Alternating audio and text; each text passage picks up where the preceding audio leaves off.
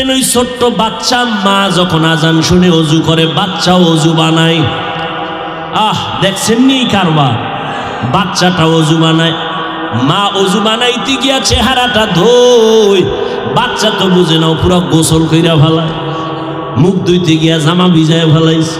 আম্মা জান যায় নামাজ বিছাইয়া নামাজের মুসাল্লায় দাঁড়াইছে। ছোট্ট বাচ্চাটাও গিয়া মায়ের কাছে কিনারায় দাঁড়াইছে। আম্মা জান বুকে হাত বেঁধে সূরা ফাতিহা পড়ে ঠোঁট নাড়ায়। বাচ্চা তো বুঝে না মা কি পড়ে, বাচ্চাটাও মায়ের ঠোঁটের দিয়ে তাকায় তাকায়াও ঠোঁট নাড়ায়। আম্মা জান যখন রুকুর মধ্যে যায়, বাচ্চাটাও রুকুর ভিতরে যায়। আম্মা জান যখন সিজদায় গেল, বাচ্চাটাও সিজদায় চলে গেল। আম্মা জান নাক আর কপাল ঠেকাইয়া সিজদা করল, কিন্তু বাচ্চাটা গাল মাটিতে লাগায় মায়ের মুখের দিকে তাকায়। দেখে মা ঠোঁট নাড়ায়, বাচ্চাটাও ঠোঁট নাড়ায়। আমার আল্লাহর কুদরতি অন্তরে মায়ার মোহাব্বতের জোশ। আল্লাহ ডেকে বলেন, ফেরেশতা তাকায় দেখ, ওই শিশু বাচ্চাটা ঠোঁট নাড়ায় কেন? বলে আল্লাহ বাচ্চা ঠোঁট নাড়ায় এই জন্য, মা ঠোঁট নাড়ায় এই জন্য বাচ্চাও নাড়ায়। বলে ওর মা কি কয়? বলে ওর মা বলে সুবহানা রব্বিয়াল আলা। আল্লাহ কয় লেখ, এই বাচ্চাও বলে সুবহানা রব্বিয়াল আলা। এই বাচ্চার তো কোনো আমল নামা নাই, এই বাচ্চার সওয়াবগুলো মায়ের আমল নামায় লিখে দাও। ছোটবেলা আম্মাজান কোরআন শিখাইছেন, ছোটবেলার থেকে আম্মাজান আমাকে গজল শিখাইছেন। সেই ছোটবেলা থেকে গজল শিখছি, আম্মাজানের সেই গজল শিখতে শিখতে বড় হয়েছি। হে খোদা দয়াময় রব্বুল আলামিন,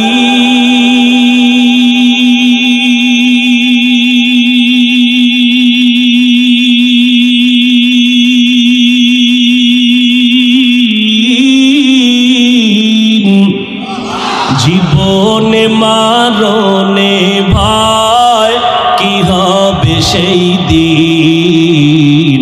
হে খোদা ধরাতে আসিয়াজি বড়ই অসহায়,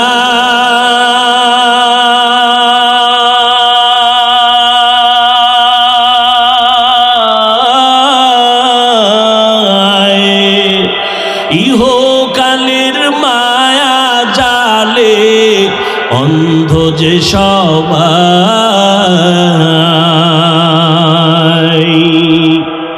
দাও হেদায়াত মুক্তি দাতা, দাও হেদায়াত মুক্তি দাতা, গফুরুর রহিম।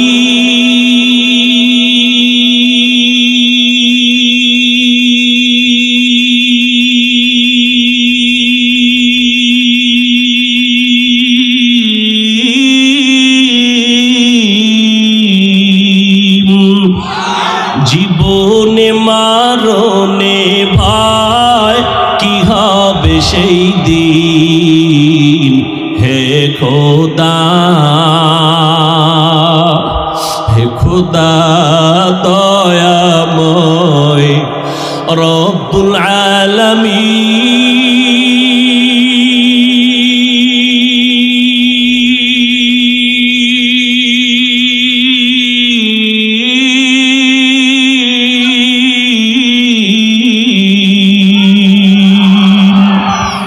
জীবনে মরণে ভয় কি হবে সেই দিন। হে খোদা, ও পর্দার আড়ালের আম্মা জান, আল্লাহ সন্তান দিয়েছেন, ওই সন্তানকে আদর্শ মানুষ বানাইয়েন। ডাক্তার বানাবেন বাধা নাই, তবে কোরআন আদর্শের ডাক্তার বানায় যাইয়েন। সন্তানের ব্যবহারে যেন আলেমরা কষ্ট না পায়, সন্তানের আচরণে যেন মুরব্বীরা কষ্ট না পায়, সন্তানের ব্যবহারে যেন কোনো বন্ধু বান্ধব কষ্ট না পায়। আম্মা জান একদিক দিয়ে সন্তানকে বুঝাবেন, আবার নামাজ পড়ে দোয়াও করবেন। এরে আম্মা জান আল্লাহর কাছে দোয়া করলেন, সন্তানকে আদবওয়ালা বানালেন, নবীর আদর্শে সন্তান বড় হয়ে গেছেন। ওই স্বামী আর স্ত্রী দোয়া বন্ধ করে নাই। একদিক দিয়ে বুঝায়, খানার বেলায় দস্তারখানে আমল শিখায় দিলেন, হাত কেমনে ধুইবে শিখাইলেন, সুন্নতের আমল শিখায়। আস্তে আস্তে সন্তান বড় হয়ে গেল, আল্লাহ তাকে এমন ক্ষমতা দান করলেন, সিরিয়ার জমিনের মধ্যে জালেমের আক্রমণ, মিশরের জমিনের মধ্যে জালেমের আক্রমণ। ওই স্বামী আর স্ত্রীর মাঝে আল্লাহ এত মুসলিম নববী আদর্শ দান করেছেন, ওই আদর্শ সন্তান পাইয়া এমন আলোকিত হয়ে গেল, মিশরটাকে বিজয় করে নিলেন, সিরিয়ার জমিনটাকে হাতের মধ্যে নিলেন।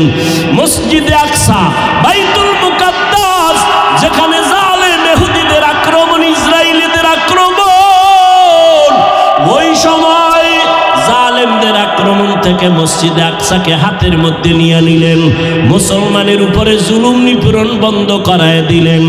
এই স্বর্ণের অক্ষরে তার নাম ইতিহাসের পাতায় লেখা। এমন একটা সন্তান, এমন মা, এমন বাবার মাধ্যমে দুনিয়াতে আসছেন, যেই সন্তানের আদর্শে মিশর এবং সিরিয়া বাইতুল মুকাদ্দাস হাতের মধ্যে চলে আসলো। মুসলমানের বিজয়ের স্লোগান। ওই সন্তান আর কেউ না, ইতিহাসের পৃষ্ঠায় গুগলের মধ্যে নাম লিখে সার্চ দাও, ওই বান্দা সুলতান সালাউদ্দিন আইয়ুবী রহমাতুল্লাহ আলাইহি। এমন মায়ের সন্তান, এমন বাবার সন্তান সুলতান সালাউদ্দিন আইয়ুবী। মিশর হাতে নিয়েছেন, সিরিয়া হাতে নিয়েছেন, বাইতুল মুকাদ্দাস হস্তগত করেছেন, জালিমদের দাঁত ভেঙে দিয়েছেন। সালাউদ্দিন আইয়ুবী। ইতিহাস এত সুন্দর, এই সন্তান মা বাবার অবদানের কারণে এত সম্মান, এত অর্জন, এত সুনাম। ও মা বোনেরা, ও যুবকেরা, এখনো সময় আছে, গহেলায় হারাইয়া কতদিন কাটাইবা? মাওলা দরজা খুলে রাখছেন, তওবা করো। ও আল্লাহ, আমি তো সালাউদ্দিন আইয়ুবী না, তবে তুমি তো সালাউদ্দিন আইয়ুবীর মালিক, তুমি আমাকেও তো পারো। আমি আজকে থেকে তওবা করে নিলাম, জীবনে মায়ের কথা অমান্য করেছি, মা বাবাকে কষ্ট দিয়েছি, আলেম ওলামার বিরোধিতা করেছি। আমার বিরোধিতার দ্বারা আলেমদের ক্ষতি তো হয় নাই, বরং আমার নিজের ক্ষতি হয়ে গেল। আলেমদের বরদোয়া আমি নিজে ধ্বংস হয়ে যাচ্ছি। ও আল্লাহ, শয়তানের ধোকায় পড়ে অপরাধ করেছি, আজ থেকে তওবা করতে চাই। মরিয়া গেলে যাব, হায়াতের মালিক আল্লাহ, ইজ্জতের মালিক আল্লাহ। জীবনে আর নামাজ ছাড়বো না, স্কুলে পড়ি, কলেজে পড়ি, আর নবীর তরিকার বাইরে চলবো না, আলেম ওলামাদের বিরোধিতা করব না, মা বাবার সাথে বেয়াদবি করব না। ওই মা বাবার দোয়া নিয়া সামনে আগাই ওরে যুবক। মা বাবার দোয়া ছাড়া আমি বান্দা চেয়ারে বসতে পারি নাই, মা বাবার দোয়া ছাড়া তুমিও পরীক্ষায় নাম্বার পাও নাই, মা বাবার দোয়া ছাড়া তুমি সম্মানের চেয়ারে বসতে পারো নাই। আল্লাহর কাছে বিনয়ের সাথে তওবা করো। তবে এটাও সত্য কথা, আবু জাহাল নবীরে দেখলো, বয়ান শুনলো, কালেমা পড়ে নাই। আর ওমরের মতো বান্দা তরবারি নিয়ে নবীর কল্লা কাটতে এসে মুসলমান হয়ে গেল। এই জমিনে যদিও আবু জাহাল নাই, তবে আবু জাহালের মতো শক্ত অন্তরওয়ালা মানুষ আছে। হাজারো বয়ানে দিলটা নরম হবে না, তওবা করবে না। আবার একদল মানুষ ওমরের মেজাজওয়ালা, ঢুকবে, হঠাৎ করে মরণের কথা স্মরণ হবে, কবরের আযাবের কথা স্মরণ হলে কান্না করে করে একা একা বলবে, আল্লাহ, জীবনে আর গুনাহ করব না, নামাজ ছাড়ব না, দাড়ি কাটবো না, মা বাবাকে কষ্ট দিব না, নবীর তরিকার বাহিরে চলবো না, রহমতের নবীর আদর্শ অনুযায়ী চলবো। আল্লাহ তুমি আমাকে মাফ করে দাও। আল্লাহ একটা সেকেন্ডের মাধ্যমে বান্দার তওবা কবুল করে জীবনের সব গুনাহ মাফ করে দিবেন। ও এলাকার মা বোনেরা, ও যুবকেরা, ও বৃদ্ধ বাবাজি, অনেকে মনে মনে ভাবতেছেন এটা কেমনে সম্ভব। আপনাদের মতো কত বান্দা জীবনে মাদ্রাসায় পড়ে নাই, স্কুল কলেজে পড়ে 5 বেলার নামাজ পড়ে, আপনি কেন পারবেন না? রাস্তায় গাড়ি চালায় যুবক নামাজ ছাড়ে না, নদীর মধ্যে মাছ ধরে নামাজ ছাড়ে না, কৃষি কাজ করে নামাজ বাদ দেয় না, আপনি কেন পারবেন না? ও বুড়া বাবাজিরা, আপনাদের মতো কত বুড়া লাঠি হাতে নিয়ে মসজিদে গিয়া 5 ওয়াক্ত নামাজ পড়ে, আপনারা কেন পারবেন না? এরে আম্মা জান, আপনার মতো কত মা ঘরের মধ্যে থাইকা স্বামীর মাল হেফাজত করে, সন্তান আদর্শওয়ালা বানায়, নামাজ পড়ে, দোয়া করে, তাহাজ্জুদ পড়ে, আপনি মা কেন পারবেন না? হেদায়াতের মালিক আমার আল্লাহ, আল্লাহর কাছে তওবা করেন। ও যুবতী বোনেরা, আপনাদের মতো কত বোন স্কুল কলেজে পড়ে, মোবাইলে অযথা সময় কাটায় না, যুবকের সাথে সময় ব্যয় করে না, নামাজ পড়ে, লেখাপড়া করে, নিজের সতীত্ব চরিত্র হেফাজত করে। জীবনে প্রত্যেকটা মানুষের অমূল্য সম্পদের নাম হলো সুন্দর চরিত্র। যার চরিত্র খারাপ, ওর টাকা থাকলেও মানুষ চায় না, ওর কিছুই মানুষ দেখতে চায় না। কেন? তার চরিত্র ভালো না। অতএব ও বোনেরা, ও আম্মা জানেরা, ও যুবকেরা, আজকে থেকে চরিত্র সুন্দর করেন, পিছনের গুনাহ থেকে তওবা করেন, মনে মনে আল্লাহকে একটু বলতে থাকেন। আল্লাহরে বলেন, আল্লাহ, জীবন চলে গেল আর নামাজ ছাড়বো না, দাড়ি কাটবো না, মা বাবাকে কষ্ট দিব না, ওলামায়ে কেরামের বিরোধিতা করব না, দেশের বিরুদ্ধে জাতির বিরুদ্ধে ষড়যন্ত্র করব না। তওবা করার মতো যদি নিয়ত হয়, অন্তরে যদি মুনাফিকি দুর্বলতা না থাকে, খাঁটি তওবার নিয়ত যাদের আছে, দুটো হাত আমার আল্লাহকে দেখাইয়া দেন। আয় আল্লাহ, হাতগুলো কবুল করে নেন, তওবা কবুল করে নেন, তওবার উপরে মজবুত হইয়া চলার মতো তৌফিক দান করেন, আমিন। আগে দেখতাম ছোটবেলা স্কুল কলেজের ছেলে মেয়েরা সারা রাত হারিকেন জ্বালায় পড়তো, বিদ্যুৎ নেই। এখন আমার সোনার ছেলে মেয়েরা আগামীকাল পরীক্ষা, আজকেও বই ধরতে পারে না। আম্মা জান ধমকায়, আধা ঘন্টা পড়লেই মাথা ব্যথা শুরু হয়ে যায়। আব্বা কয় কি করার? কয় কিছুই করার নাই, নকলের ব্যবস্থা করো, না হয় পাস করার উপায় নেই। আর যদি মাওলায় করোনা দিয়ে রাখে, অটো পাস করে 10 বারে MBBS ডাক্তার হয়ে যায়, অটো পাস। তোকে তো দোয়া ইউজ করে মাওলার কাছে কান্দা দরকার, আল্লাহ করোনা আরো দাও, প্রত্যেক বছর অটো পাস। এরকম 10 বছর হইলে MBBS ডাক্তার হয়ে যাবো, অটো পাসে। রুগী বাঁচাইতে না পারলো মারতে পারো নিশ্চিত, কোনো সন্দেহ নেই। আল্লাহ হেদায়াত দান করে। এরে যুবক, এই মোবাইলের কারণে এতটা লজ্জা আমাদের চলে গেল। যুবকরা সাক্ষী দিস, মানো না মানো, সত্য কথার সাক্ষী দিস। এই মোবাইল চালাইতে চালাইতে অনেক যুবকেরা রাস্তার পাগল হয়ে গেছে।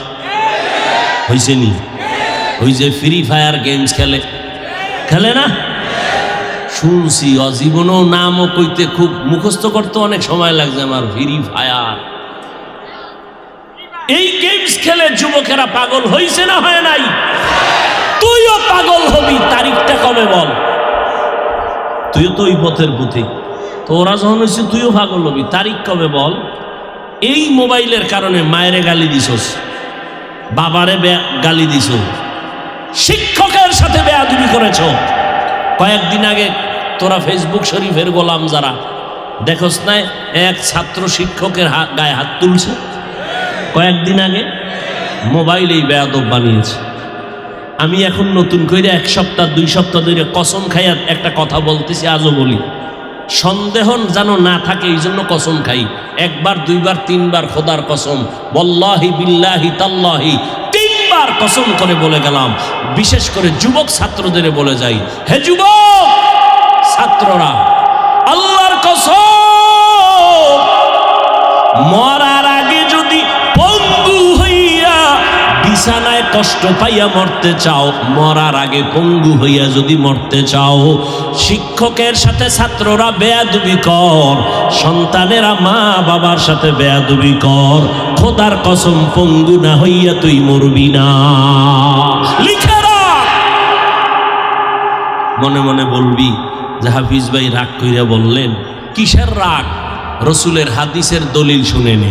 قال النبي صلى الله عليه وآله وسلم اثنان يعجلهما الله في الدنيا البغي وعقوق الوالدين। পয়গম্বর বলেন, এই উম্মতের দল, দুইটা অপরাধ আছে দুনিয়াতে করলেই মরার আগে শাস্তি হবে, মরার পরে না আগে। এই যুবকেরা বলো, পরে না আগে? কয়টা অপরাধ? দুইটা অপরাধ যদি করো মরার আগে দুনিয়াতে শাস্তি হবে। এক হলো জুলুম করলে শাস্তি হবে মরার আগে, দুই মা বাবার সাথে বেয়াদবি করলে মরার আগেই শাস্তি হবে। ভাইয়ের সাথে জুলুম, বোনের সাথে জুলুম, প্রতিবেশীর সাথে জুলুম, নিজের সাথে জুলুম, আল্লাহর সাথে জুলুম। জুলুম করবি, শিক্ষকের সাথে জুলুম, মা বাবার সাথে জুলুম করবি, মুরব্বীদের সাথে বেয়াদবি করবি, শাস্তিটা মরার আগেই হবে। এমন একটা বিপদে পড়ে যাবি। আমি রাস্তায় গাড়ি চালাই, মাঝে মাঝে পাগল দেখি। আগে দেখতাম ইংরেজিতে কথা কয়, আরবিতে কথা কয়। পাগল কি আবার আরবি শিখে, ইংরেজি শিখে? খুঁজে দেখলাম না, তোরা ইংরেজিতে কেন কথা বলে? খোঁজ খবর নিয়া সর্বশেষ আমি জবাব পেলাম, এরা ইংরেজি আর আরবি আলাদা শিখে না, বরং এরা স্কুলের ভালো ছাত্র ছিল, ইংলিশ ম্যান, আবার মাদ্রাসায় পড়ুয়া ভালো আরবি বলনেওয়ালা ছাত্র ছিল। বেয়াদবি করার কারণে রাস্তার পাগল হয়েছে। মেয়া তুমি আর কত আদবলা হবা? রসুল নিজে বলতেছেন, আদাবানি রব্বি ফাহসানা তাদিবি, আমি মুহাম্মদ শ্রেষ্ঠ নবী মা আমেনার গর্ভ থেকে আদবলা হইয়া আসি নাই। আল্লাহ আমাকে জিবরাইল পাঠাইয়া আদব শিখাইছেন। এটা শিখার জিনিস, মায়ের পেট থেকে আদব শিখে আসা হয় না। এজন্য শিখো, বেয়াদব থেকে আদব শিখো। বেয়াদব যা করবে তুমি তা করবা না, আদব শিখো। অনেকে মনে মনে বলে বড় হুজুরের সামনে নামাজের কায়দায় বসার নাম আদব। এক এমপি সাহেব, হাটহাজারীর হুজুর শাহ আহমদ শফি রহমতুল্লাহ আলাইহের কাছে গেলেন জিন্দা থাকতে মোলাকাতের জন্য। জীবনে টুপি না পরলেও দিন পরলেন, জামা পরলেন, প্যান্ট শার্ট বাদ। হাটহাজারীর হুজুর চেয়ারের মধ্যে সোফায় বসা, ডানে বামে সোফা রেডি করা। এমপি সাহেব গিয়ে নিচে বসছেন নামাজের সুরতে। হুজুর বলেন চেয়ারে বসেন, এমপি বলে ঠিক আছে, অসুবিধা নাই। এতটা আদব রক্ষা করে বসছেন, কিন্তু বাইরে গিয়া যদি আবার বিরোধিতা করেন, কত আশেকে রাসূল মসজিদে নামাজ পড়ে ইমামের পেছনে, বাইরে গিয়া ইমামের বিরোধিতা করে। নামাজের সুরাতে বসার নাম আদব না। হুজুরের সামনে দুই হাত এভাবে করে বিনয়ের সাথে দাঁড়ানোর নাম আদব না। আদব কারে কয়? হাতগুলো কেমনে নাড়াচাড়া করবেন এর মধ্যে আদব আছে, চোখের চাহনির মধ্যে আদব আছে, জবানের ব্যবহারের মধ্যে আদব আছে, রাস্তা দিয়া হাঁটবেন হাঁটার মধ্যে আদব।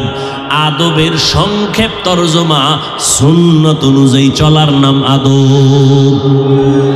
যার মধ্যে আদব নাই, এর মধ্যে মানুষত্ব নাই। কথার মধ্যে আদব, চোখের চাহনির মধ্যে আদব। কথার আদব কি? নরম ব্যবহার। চোখের আদব কি? নিচের দিকে রাখা, চোখের নজর। জবানে নরম কথা বলার নাম আদব, গরম নয়। নরম না গরম? এই গরম পার্টি ছাত্ররা, জবানের আদব কি? নরম না গরম? সময় দিলে 2 মিনিটে একটা কথা শুনাই। মুসা নবী ফেরাউনের দাওয়াত দিতে যায়। কে সাথে আছে? তার ভাই। নাম কি? হারুন আলাইহিস সালাম। 2 ভাই যাচ্ছে। ফেরাউন বেঈমান। আল্লাহ নিশ্চিত জানে ফেরাউন না জীবনে কালেমা পড়বে, জীবনে পড়বে না। আল্লাহ জানেননি? যখন জানেন যে ফেরাউন না জীবনে কালেমা পড়বে না, আল্লাহর বলা দরকার ছিল মুসা ইচ্ছারম যাইরে তুইয়া বিয়াজ। কিন্তু আল্লাহ কি উপদেশ দিলেন যাওয়ার সময়? ফাকুলা লাহু কাওলান লাইয়িনান লাআল্লাহু ইয়াতাযাক্কারু আও ইয়াখশা। হে পয়গম্বর মুসা, ফেরাউনের কাছে দাওয়াত দিতে যাও, খবরদার গরম ব্যবহার করবা না। লাইয়িনান নরম, দাওয়াত দিবে নরম ভাষায়, দুইটা উপকার হবে নরম ভাষায় দাওয়াত দিলে। এক, বান্দা হয়তো ফিকির করবে মুসা কি বলল, ভাববে, না হয় একটা ভয় অন্তরে ঢুকে যাবে যে উল্টাপাল্টা করলে গজবে পড়ে যাব। এই ঘটনার থেকে পাকিস্তানের মুফতি শফি রহমাতুল্লাহ আলাইহি বলেন, বর্তমান তকি ওসমানী দামাত বারাকাত উমর আব্বাজান বলেন কি জানেন, এই দুনিয়ার বক্তা সাহেবরা, ও আইজিনে কিরাম, ও দাই, ও খতিব, তোমরা যারা মুসলমানের বয়ান করো শুনো, তোমরা কি মুসা নবীর থেকে বড় দামি বক্তা? তোমরা মুসা নবীর থেকে দামি বক্তা না। যাদেরকে তোমরা বয়ান করো এরা ফেরাউনের থেকে খারাপ না, এরা ফেরাউনের থেকে খারাপ। যেই ফেরাউন জীবনে কালেমা পড়বে না, ওই ফেরাউনকেই যদি আল্লাহ উপদেশ দেয় নরম ব্যবহার কর। তোমরা তো মুসা নবীর থেকে দামি দায়ী না, যাদের বয়ান করো তারা ফেরাউনের থেকে খারাপ না। এরা সব মুসলমান, এরা আল্লাহ মানে, নবী মানে, কোরআন মানে, হাদিস মানে। ও বাবা, তাবলিগলারা যদি আজকে তজুমুদ্দিন থানার কেন্দ্রীয় মসজিদে ডাক দেয় নামাজ পড়ে বসবেন, তালিম হবে, ওই লাইনের লোকগুলো বসবে, ভিন্ন লাইনের লোক বসবে না। চরমনাইওয়ালারা যদি ডাক দেয় তাদের লোক বসবে, ভিন্ন লাইনের না।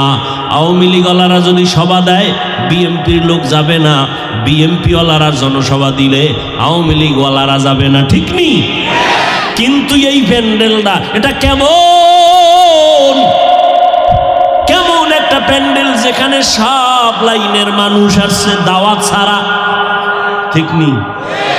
এটা চিন্তা করার বিষয় না যে তাবলিগওয়ালারা তালিমে বসাইলে অন্য লাইনের লোক বয় না, চরমনাইওয়ালারা ডাকলে বাইরের লোক বয় না, আওয়ামী লীগ ডাকলে বিএমপি নাই, বিএমপি ডাকলে আওয়ামী লীগ নাই। এটা কেমন প্যান্ডেল? সব লাইনের লোক, যারা আমাকে পাঁচকল্লি দেখলো গালি দেয়, এরাও সিফাগল্লিতে দাঁড়ায় দাঁড়ায় তামসা দেখতেছে, ঠিক নেই? এটা বক্তাকে ভাবতে হবে, এত লাইনের মানুষ, এরা কোনো দলের ব্যানারে আসে নাই, এরা আল্লাহর মোহাব্বতে, রসুলের মোহাব্বতে আসছে। এদেরকে এমনভাবে নরমভাবে দ্বীনের কথা শোনাও, আমার নবীর ব্যবহার দিয়া অল্প টাইমে গোটা আরব বিশ্বকে আলোকিত করে ফেললেন। ফাবিমা রাহমাতিম মিনাল্লাহি লিনতা লাহুম ওয়ালাউ কুনতা ফাদ্দান গালিযাল কলবি লানফাদ্দু মিন হাওলিক। আল্লাহ কয়, ও নবী, আপনার হৃদয়টাকে আমি আল্লাহ রহমত দিয়া নরম বানাইলাম। যদি আপনার অন্তরটা একটু শক্ত হতো, মানুষ দলে দলে ভেঙে যাইত। নবীর ব্যবহার এত সুন্দর, দুশমন আইসাও নবীর পাগল হয়া মুসলমান হয়। ওগো নবীর উম্মতেরা, হয়ে আজি দিশাহারা, কোরআন হাদিসের চলো যখন যাহা চায় মনে, নবী বিনে কে তারাবে পুলসিরাত মিজানে, নবী বিনে কে তারাবে পুলসিরাত মিজানে। খারাপ লাগে আপনাদের? ঘুমে ধরছে? বাইরে গিয়ে হুদা মোবাইল চালায় রাত কাটাইবেন, কি লাভ হবে? এই যে এখানে কত আশেকরা বইয়া দাঁত বেটকায় রয়েছে, ফজরও ভরে নাই, জহুরও ভরে নাই, আসর ভরে নাই, মাগরিবও ভরে নাই, এসব ভরে নাই। বাসায় যাইয়া মোবাইল চালাইয়া ঘুমাইতে ঘুমাইতে ফজর দাও শেষ করবে, পড়বে না, ঠিক নেই?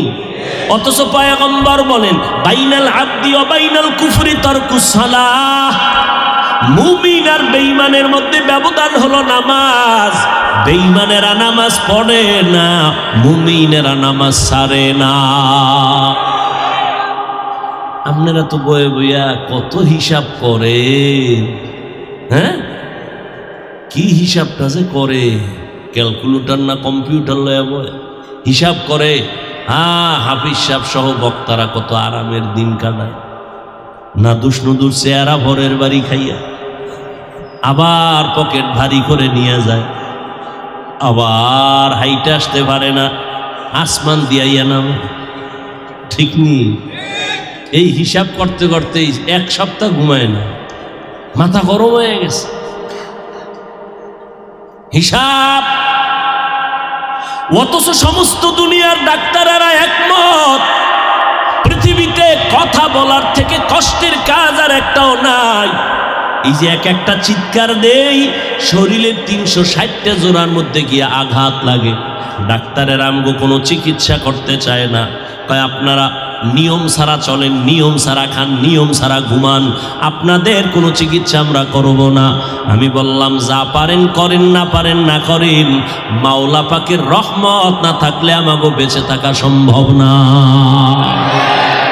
আমি একদিন ভোলায় না একটা প্রোগ্রাম করলাম, ঢাকা বা অন্য জায়গায় গেলে তো ডবল ট্রিপল প্রোগ্রাম প্রতিদিন 12 মাস।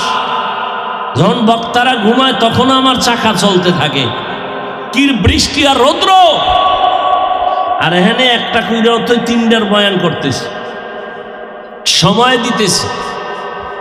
এই এক একটা চিৎকার পাগলের মতো হয়ে যাওয়া লাগে মাঝে মাঝে। মাগরিব পইরা একটু আমল কইরা শুইছিলাম, উঠা দেখি মাথা শক্ত হয়ে গেছে, এত প্রচন্ড ব্যথা। আল্লাহর কাছে একটু দোয়া চাইলাম, আল্লাহ দিনের খেদমতের জন্য।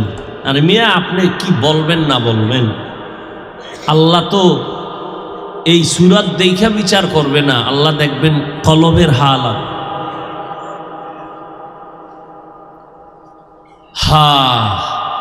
এত কষ্ট করি,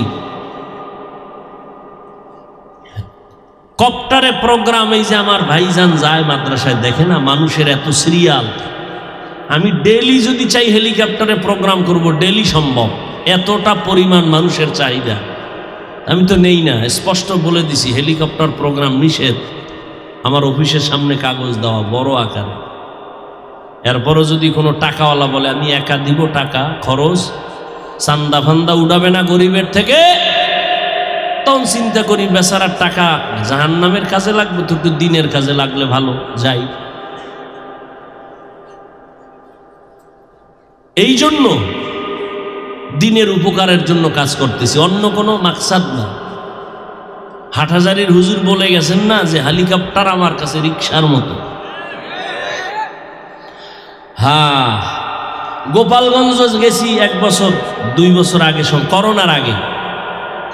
কারণ গোপালগঞ্জ ঢাকার থেকে যাইতে বেশি টাইম লাগে না। আমাকে বলে হাফিজ ভাই আপনাকে কপ্টারে নিব। আমি বলি কেন ভাই? বড় টাকাওয়ালা। আমি তো গাড়ি দিয়েই যেতে পারবো, কাছে 2 ঘন্টাও লাগবে না যাইতে। বলেন আমি একটা মাদ্রাসা করছি, হেফজখানা নুরানি, আমি কপ্টারে আপনাকে নিয়া আমি দেখাবো, দেখ মাদ্রাসায় পড়লে কি হয়।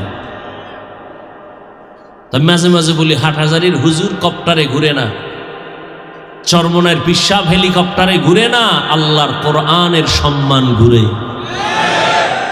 কোরআন পড়লে এমন হয় আল্লাহ সম্মান দেয়, এটা বুঝাবার ভাষা নাই। আল্লাহ সম্মান দেয়, আল্লাহ পাক বান্দারে সম্মান দেয়, এটা বান্দার নিজের কোনো বাহাদুরি না। এই যে এতগুলো মানুষ আসছেন, এ ভালোবাসা আছে না নাই? বুঝা শুনে কেন, ভালোবাসাটা কি মাথায় না অন্তরে? অন্তর দেখছেন কোনো দিন? দেখা যায়, ধরা যায়। অন্তর কন্ট্রোল করেন কে? তাহলে মোহাব্বত অন্তরে তৈরি করেন কে? তো আল্লাহর কাছে বলেন, হিংসা করেন কেন? বলার কিছু থাকলে আল্লাহর কাছে বলেন।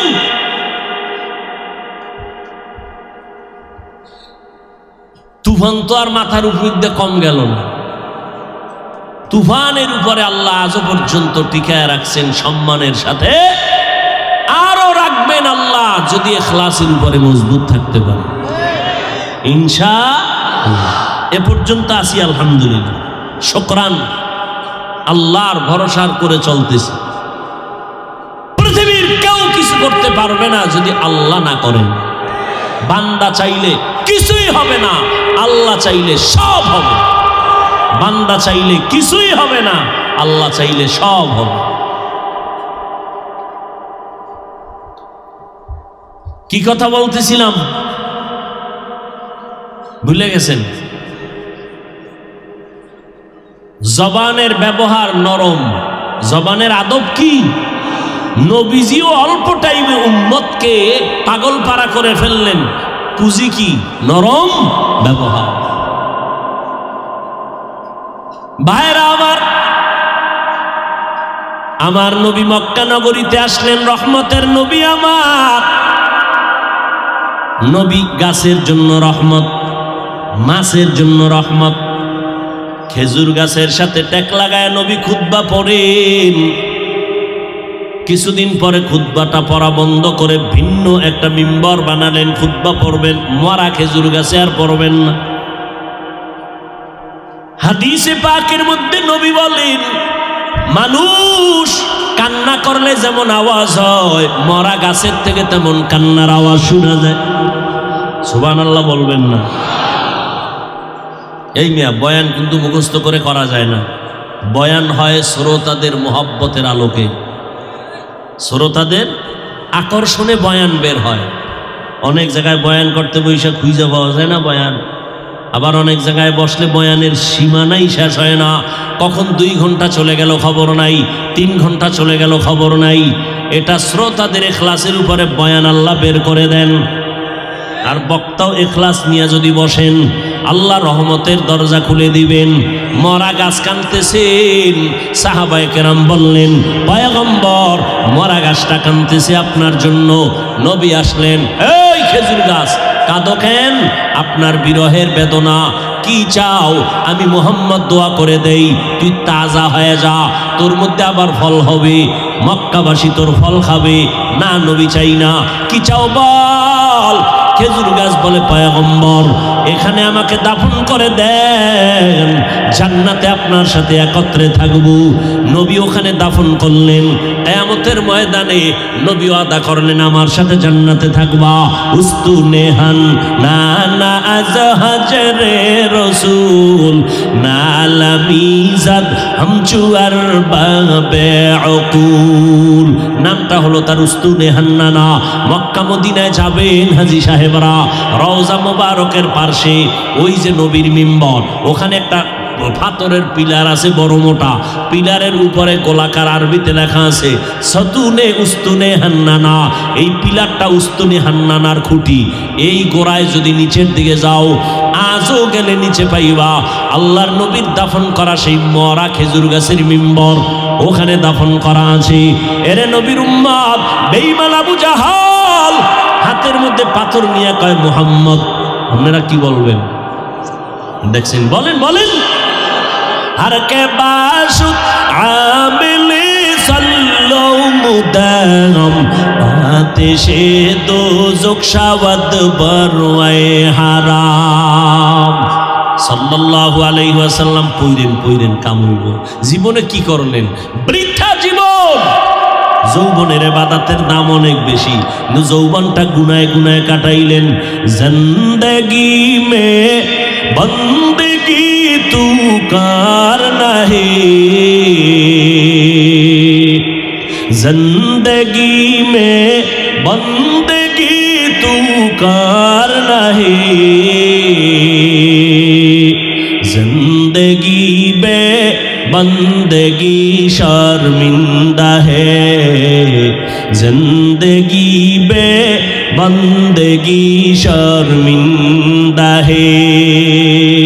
যুবকেরা আল্লাহর দিয়ে তাকায়, খারাপ লাগছে। এখন একতারাওয়ালা যদি পাশে থাকতো কি পরিমাণ বাইরেই তো। তোমরা যে বাদ্যযন্ত্র দিয়ে শোনো, আমরা বাদ্যযন্ত্র ছাড়া বলতেছি, খারাপ লাগে? তাহলে বাদ্যযন্ত্রের গুলো শোনো কেন? মদিনার নবী বলেছেন, রে উম্মত, বাদ্যযন্ত্রের আওয়াজ যদি পাও কানে আঙ্গুল দিস, কারণ বাদ্যযন্ত্রের আওয়াজ এটা শয়তানের পক্ষের আওয়াজ। তাও কি যুবক আপডেট হয়ে গেছে, বাংলা শুনে না হিন্দি। এক যুবক হিন্দি গান শুনে আর লাফায়। কেউ লাফাও কেন? হিন্দি গানের অর্থ জানো? আব্বাও জানে না, আমিও জানি না, তো লাফাস কেন? মজা লাগে। दुनिया में हो दुनिया का तलबगार ना हो, बाजार से गुजर हो खरीदार ना हो, दुनिया में हो दुनिया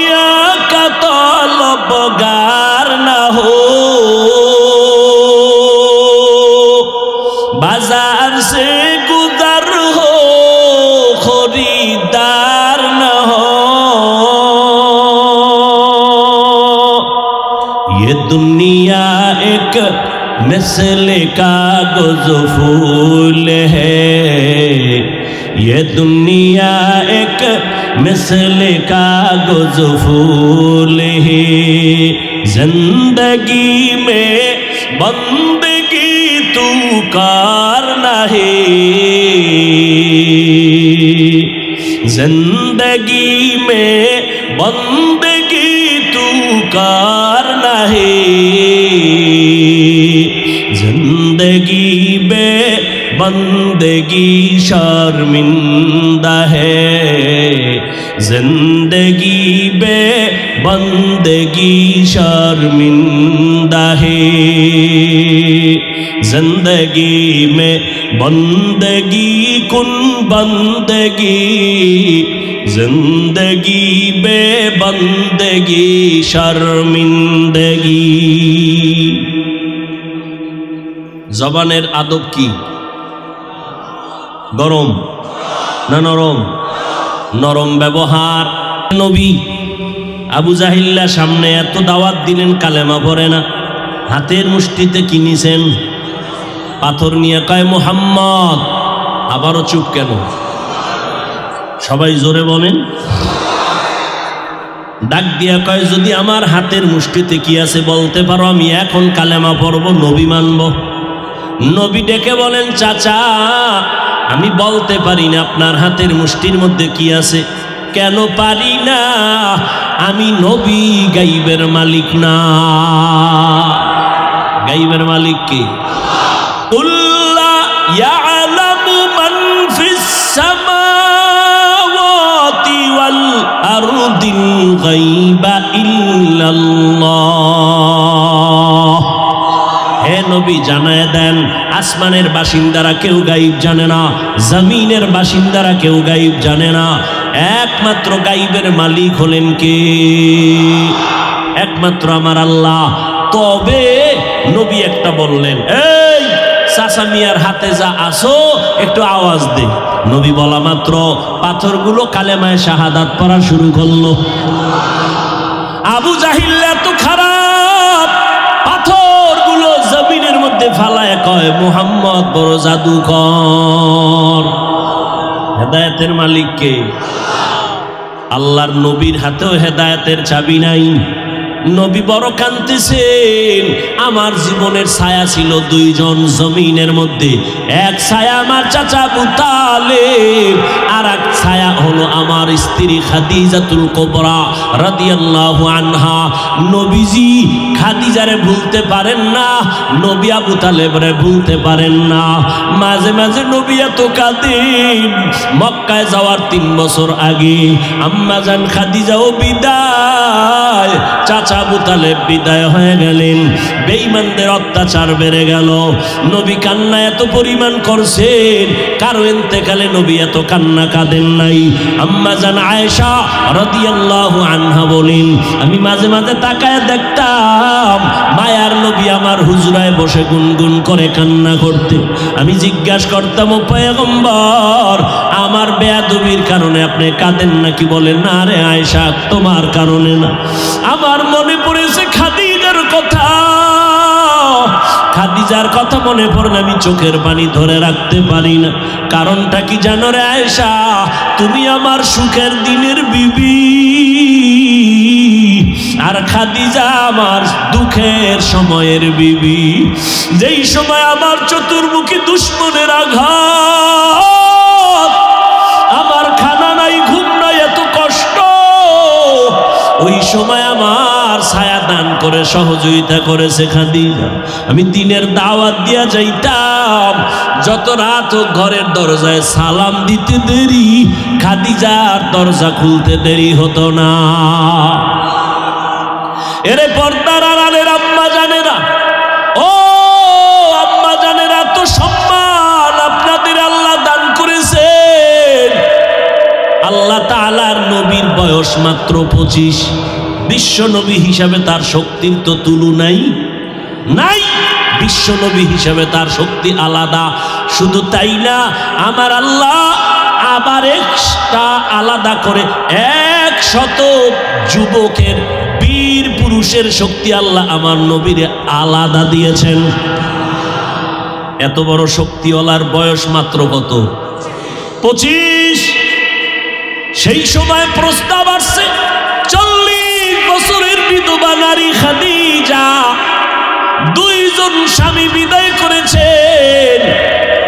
একের পরে 2 জন দুনিয়ার থেকে বিদায় হয়ে গেছেন। 3টা সন্তান আম্মা জানের চলে গেল। 3 সন্তানের মা 2 জন স্বামী বিদায়ের পর রহমতের নবীকে যাচাই বাছাই করে পরীক্ষা নিয়ে বিবাহের প্রস্তাব দিলেন। নবীর ভরা যৌবন, 25 বছরের নবী আল্লাহর মোহাব্বতে পরীক্ষা করছেন, আখলাকের পরীক্ষা করেছেন। মোহাম্মদের মতো আখলাকওয়ালা আর ভালো কোনো পুরুষ পাওয়া যায় না। আমরা পরীক্ষা করি টাকা আছে কিনা, আল্লাহর নবীর পরীক্ষা করেছেন আম্মা জান, চরিত্রের পরীক্ষা। টাকা লাগবে না, বাড়ি লাগবে না, গাড়ি লাগবে না, একটা চরিত্র অমূল্য সম্পদ। চরিত্র যদি ভালো থাকে আল্লাহ তাআলা গরিব থেকে তাকে কোটিপতি বানায় দিতে একদিন সময় লাগে না। কারণ আমার আল্লাহ তাআলা বান্দাকে দিতে চায়, বান্দা নিতে চায় না। দেখছেননি, দুনিয়াওয়ালা দিতে চায় না, নেওয়ার জন্য পাগল পাগল হয়ে যায়। চেয়ারম্যান সাহেব কিছু দিবেননি, কিছু দিবেননি, আর আল্লাহ দিতে চায়, বান্দা নিতে চায় না। আল্লাহ বলেন, ইয়া আইয়ুহান নাস আনতুমুল ফুকারাউ ইলাল্লাহ ওয়াল্লাহু হুয়াল গানিয়্যুল হামিদ।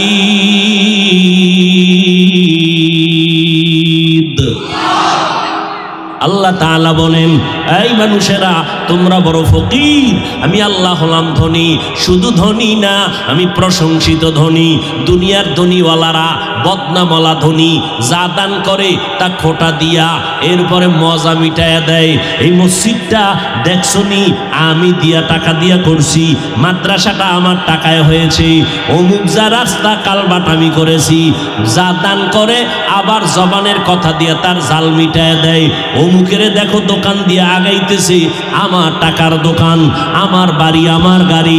আল্লাহ কয়, দেখ আমি দান করতে রাজি, কিন্তু খোটা দিতে রাজি না। ও বান্দা, আমি আল্লাহ এহসান জিতনা নেওয়ালা না। এরে নবীর আশিক, দুনিয়ার সবাই ফকির, আমি আল্লাহ হলাম প্রশংসিত ধনী। আল্লাহ তাআলার কাছে বান্দা চায়, ফজরের সময় চায়, জোহরের সময় চায়, মাগরিবের সময় চায়, এশার সময় চায়। আল্লাহ কয়, আমিও দিতে চাই। এমন একটা রাত নাই যেই রাতে আমার আল্লাহ দেওয়ার জন্য আসেন না। যারা জানেন তারা একটু বলবেন, আল্লাহ দেওয়ার জন্য কখন আসেন? কোন সময়? গভীর রজনী, রাতের শেষ ভাগে আমার আল্লাহ কোথায় আসেন? প্রথম আসমানে আসিয়া বান্দাকে ডাকেন, বান্দা তুই না ফজরের সময় চাইলি, জোহরের সময় চাইলি, আসরের সময় চাইলি, মাগরিবে চাইলি, আমি আল্লাহ দেওয়ার জন্য আসছি। আলা মিন মুস্তাগফিরিন ফাগফির আলা, আলা মিন মুস্তারজিকিন ফারজুকা। এ গুনাহগারেরা গুনাহ ক্ষমা চা, আমি আল্লাহ ওয়াদা দিলাম, যা চাবি আমি এখন আল্লাহ দিয়ে দিব। অতিও গভীর হয় রজনী যখন, নীরবে প্রভুর নাম জপিও তখন। প্রভুর করুণা যদি পাইবারে চাও, অতি গভীর রজনীতে উঠে আল্লাহর গুণগান গাও। যত আল্লাহর ওলি গভীর রাতে কান্না ছাড়া ওলি হতে পারে নাই, বুজুর্গ হতে পারে নাই।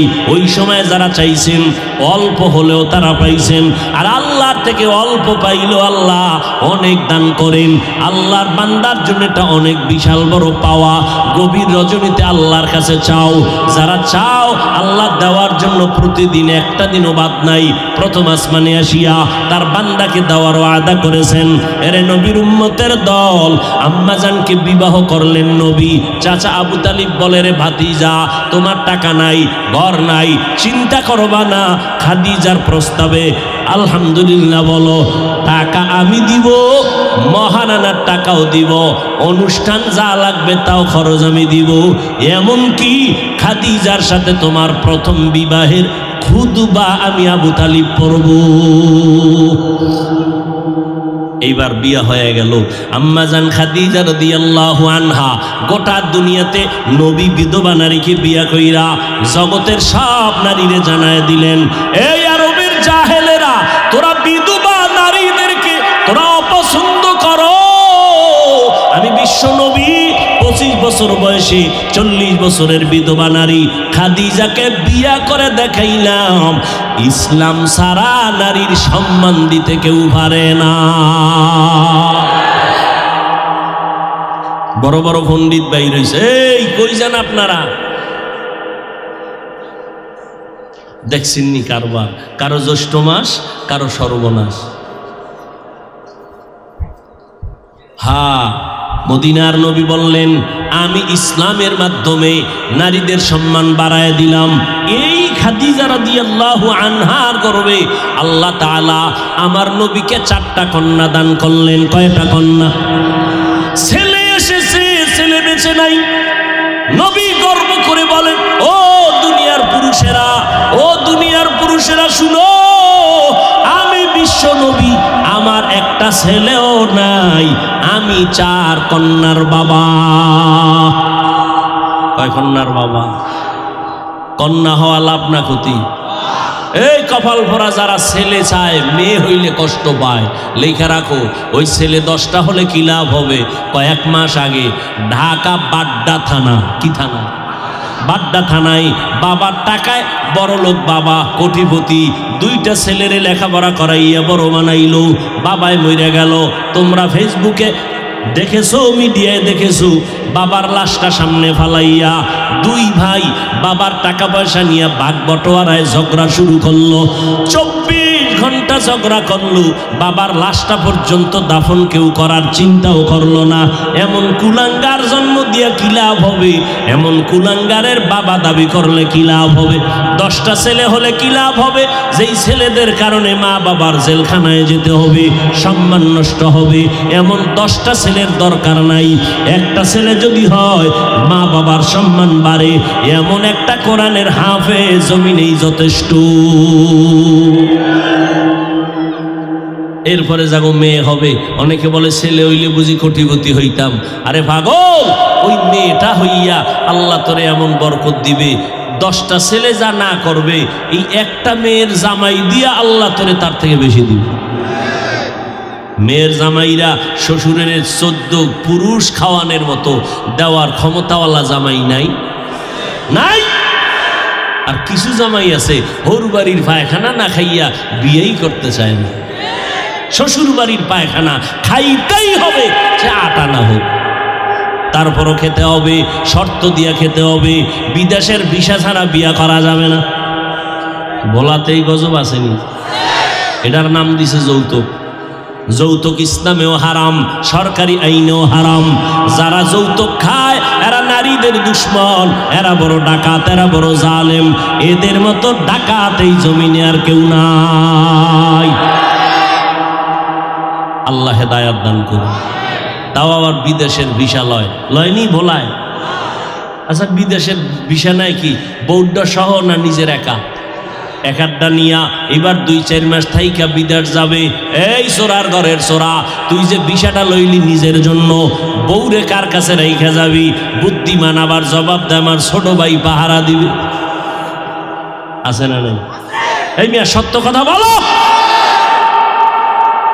হ্যাঁ, কি বিচার করেন? সব বৃদ্ধাশ্রমে ভাড়াই দিবেন, ঠ্যাঙের গিরাটি সাইজ করে লাগবে। ডাকাত কোথাকার।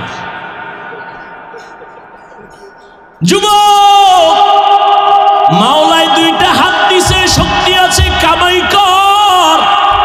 শরীরের মধ্যে জিদ কইরা বলবি, নিজ হাতে কামাই কইরা নিজ পায়ে দাঁড়াবো। আমার টাকা আমার হরু বাড়ির সব গোষ্ঠী শুদ্ধা খাবি, আব্বা আম্মা খাবি। আমি ফকিন্নির বাচ্চা না, 2 টাকা হরু বাড়ির থেকে আমি যৌতুকের নামে খাবো না। আমার টাকা খাইয়া তোরা কথা বলবি। যদি এমন সাহস নিয়ে দাঁড়াইতে পারো, জীবনে তোমার স্ত্রী মাস্তানি করার সাহস পাবে না। আর এখন যৌতুক খাইয়া বউরে সালাম দেওয়া লাগে বারবার, ঠিক নি? একটু কিছু হইলে রাগও করতে পারে না, মেজাজ গরম হয়ে গেছে। বললোকে রাগ করবে কেমনে? হ্যাঁ তো যে পায়খানা খাইয়েছে, ওখানে মাথা দুর্বল, এই রাগ ঝাড়ে আইয়া মসজিদের খাদেমের লগে, ঠিক নি? খাদেমের এই খাদেম মসজিদের ভিতরে ময়লা কেন, বেতন দেয়নি? আছে না নাই? ওই যে আমি মাঝে মাঝে বলি, এক বেচারা মাছ কিনতে গেছে, গিয়ে দেখে নদীর ভাঙ্গাস, দাম কত? 1300। 30 টাকা দিবিনি? মাছওয়ালা জুতা হাতে নিয়ে একা তোর বাবাই খাইছে জীবনে মাছ, ও এমন দৌড় বাসায় গিয়া ঢুকে আর কয় ওর বাবাই খাইছে কোনোদিন মাছ। ম্যাডাম কয় কার বাবা? কারে কইও না, মাছ কিনতে গেলাম 1300 টাকা দাম চাইলো, জিজ্ঞাসা করলাম 30 টাকা দিবি। কত বড় বিয়াদব, আমারে কয় তোর বাবাই খাইছে। ওর বাবাই খাইছে? ম্যাডাম কই ধমকে, হ্যাঁ কেন? হ্যাঁ না দিবা? কয় হ্যাঁ দিলে চামড়াটা তুললে ফেলাইতো জোতার বাড়ি দিয়ে। পরাজিত সৈনিক আছে না নাই? हकीकत से तू दुनिया बेखबर है, दुनिया की नुमाइश पर नजर है। नमी गुयम के आज दुनिया जुदा बाश, बहर कारे के बाशी बा खुदा बाश। ए যুবকেরা রাগ করলি? তোর যদি মান্যত কইরেই থাও যে না ও পায়খানা খামুই, তাহলে বিয়ার আগে হাতের কবজা কেটে ফেলবি, তুই পুরুষ নামের কলঙ্ক, তোর কবজা কেটে দেওয়া উচিত। আর যদি জিদ্দি পুরুষ হও, পুরুষের মতো পুরুষ হও, তাই আল্লাহর সাথে কসম খাইয়া মান্যত কর, জীবনে ফকিন্নির মতো কারো থেকে 1 টাকাও, বিশেষ করে শ্বশুর বাড়ি থেকে ওই পচা পায়খানা খাবি না। জিদ করলে এইভাবে জিদ করবি, হারামের লাইনে কেন, হালালের পথে জিদ কর, আল্লাহ তোর সাহায্যকারী হয়ে যাবে। রিজিকের মালিক কে? এত পাগল কেন? মানুষের হাতে আল্লাহ চাবি দেয় নাই রিজিকের, যদি মানুষের হাতে দিত, আমাকে হুজুর গো কত আগে না খাওয়ায় মারতো মানুষ, ঠিক নি? আল্লাহ দেয় নাই এইটি কত কথা, হুজুরেরা বেশি খায়, অথচ পৃথিবীতে কম খানেওয়ালা হুজুরদের মতো আর কেউ নেই, কিন্তু বারবার খায়।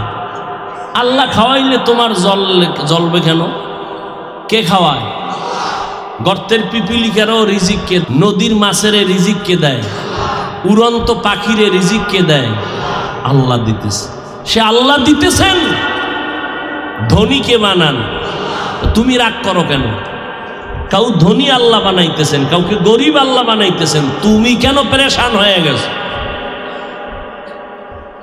ওয়ামা আরসালনাকা ইল্লা রাহমাতাল লিল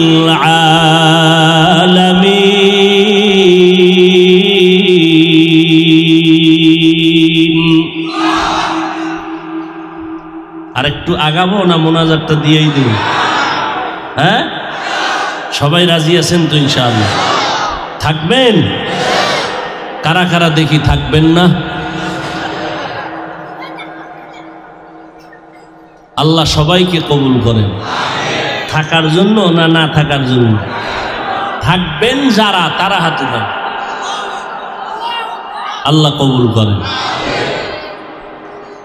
উঠবেন না তো কেউ? হা, আম্মাজানদের নিয়ে কিছু কথা বলি,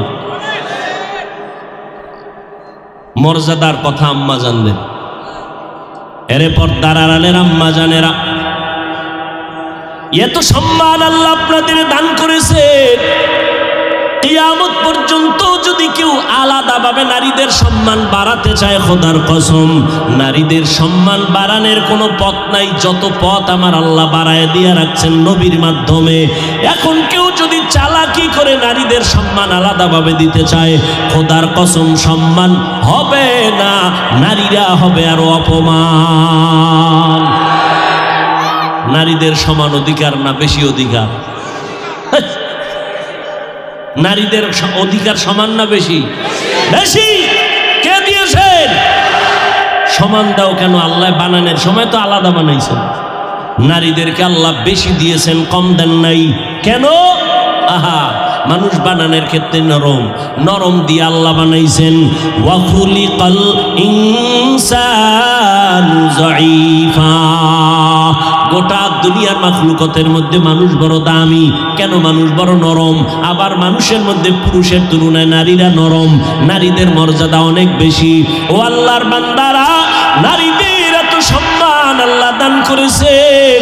বিধবা নারীর সম্মান আমার নবী বিবাহের মাধ্যমে বাড়ায় দিলেন।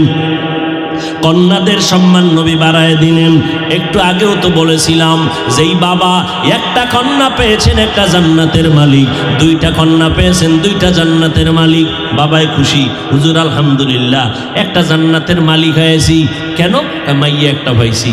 তা মাইয়ারে কির মালিক বানাইছেন? গ্রামীণ ব্যাংকের মালিক বানাই দিছে। বাবায় জান্নাতের মালিক কন্যা পাওয়াতে, আর মাইয়ারে বানাইছে কিসের মালিক? গ্রামীণ ব্যাংকের মালিক না। না, ক্বালান নবী সাল্লাল্লাহু আলাইহি ওয়া আলিহি ওয়াসাল্লাম, মান উলিদা লাহু ওয়ালাদুন ফাল ইউহসিন ইসমাহু ওয়া আদ্দাবা ফাইযা বালাগা ওয়া লাম ইউজাওবিজ ফাইন বালাগা ওয়া লাম ইউজাওবিজ ফাআসাবা ইসমান ফাইন্নামা ইসমুহু আলা আবি আও কামা ক্বালান নবী আলাইহিস সালাতু ওয়াস সালাম। পয়গম্বর বলেন, এই আব্বা জানেরা, আম্মা জানেরা, সন্তান যদি ভালো চাও একটা ভালো মা ঘরের মধ্যে আনো। ভালো যদি ফল খেতে চাও ভালো গাছ লাগাও। ভালো সন্তান যদি চাও ভালো মা ঘরের মধ্যে নিয়ে আসো। ভালো মা কই পাইবা? রমনা পার্কের গোড়ায়।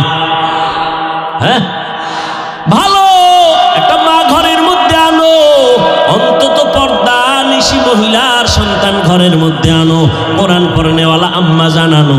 বলার সময় নাই, ধৈর্য কুলাচ্ছে না আপনাদের।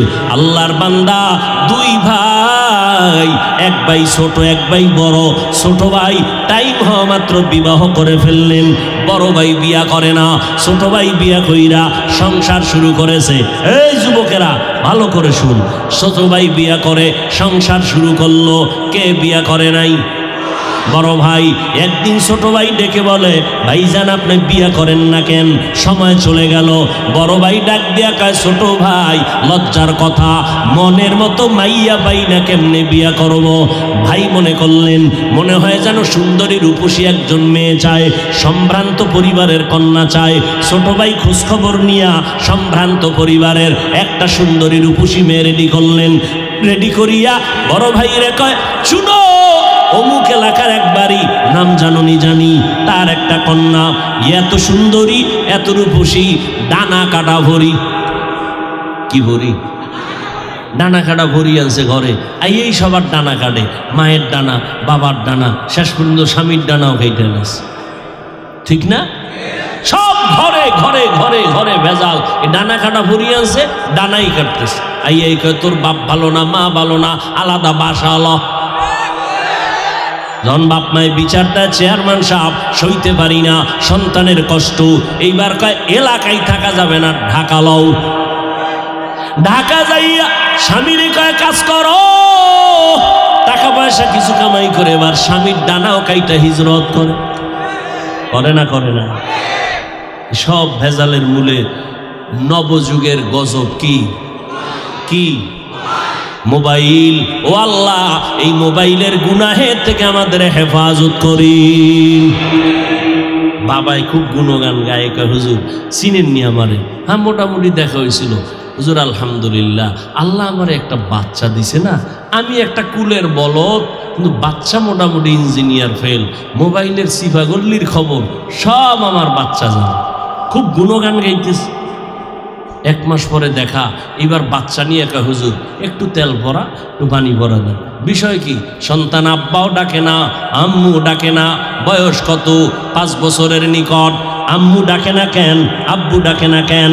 মোবাইল দিয়ে দিয়ে সন্তানটারে বোবা বানাইছো। তেল ভরা কেন? জুতা ভরা দিলেও কাজ হবে না।